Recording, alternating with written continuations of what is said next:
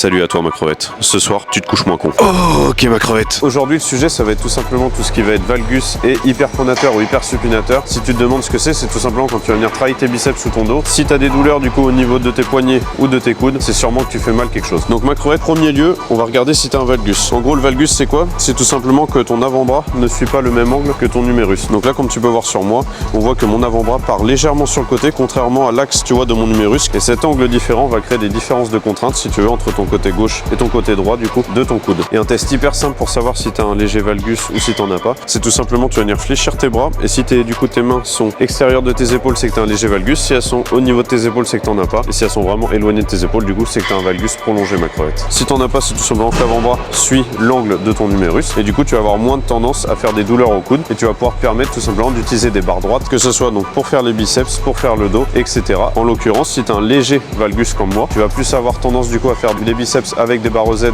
ou avec les haltères, parce qu'avec les barres droites, on va avoir des potentielles douleurs au coude et au poignet. Et si jamais tu as un valgus qui est vraiment hyper prononcé, donc c'est-à-dire que vraiment l'avant-bras, tu vois, ça fait un angle vraiment sur le côté, là tu vas pas avoir le choix, ce sera soit les barres aux Z, et même les barres aux Z des fois, tu vas ressentir des douleurs et du coup tu devras le faire obligatoirement aux haltères. Deuxième chose à regarder du coup, comme je t'ai dit, si tu es hyper pronateur ou hyper supinateur, test hyper simple, c'est-à-dire que si tu es hyper supinateur, tu mets donc ta paume de main vers l'avant et tu vas essayer de tourner ton pouce vers l'arrière. Comme tu vois, moi je galère pas mal, donc je suis pas hyper supinateur. Et les hyper pronateurs, donc tu te mets en pronation et là tu vas essayer de tourner ton pouce vers l'arrière. Et là, comme tu vois, j'ai une rotation beaucoup plus importante quand je suis en pronation pour tourner mon pouce vers l'arrière que quand je suis en supination pour tourner mon pouce vers l'arrière. Donc concrètement, qu'est-ce que ça veut dire? C'est tout simplement que les personnes comme moi, du coup, on est en hyper donc pronateur, on a une facilité à amener les pouces du coup vers l'arrière. On va être obligé du coup d'utiliser pas mal de barres coudées, que ce soit donc pour les biceps comme je t'ai expliqué précédemment, et également pour le dos où tu sais on va avoir du mal en fait à faire un tirage vertical avec une barre vraiment droite puisque ça va nous mettre des tensions dans les coudes. Alors que quelqu'un qui est hyper supinateur, donc qui a une facilité d'amener ton pouce vers l'arrière en étant en supination, lui va pouvoir se permettre du coup de faire du curl à la barre droite et aussi du tirage dos avec une barre complètement droite. Donc du coup, pour résumer ma crevette, si jamais tu es hyper supinateur et qu'en plus de ça tu as quasiment pas le valgus, tu vas pas être embêté, tu vas pouvoir te permettre de prendre à la fois les barres droites, les barres aux Z et également les haltères. Si tu es hyper supinateur et que tu as un léger valgus, là on va devoir partir soit sur une barre droite, soit sur une barre aux Z, soit sur des haltères en fonction des douleurs. Si tu es hyper supinateur et que tu as un valgus qui est très prononcé, là ça va être soit la barre aux Z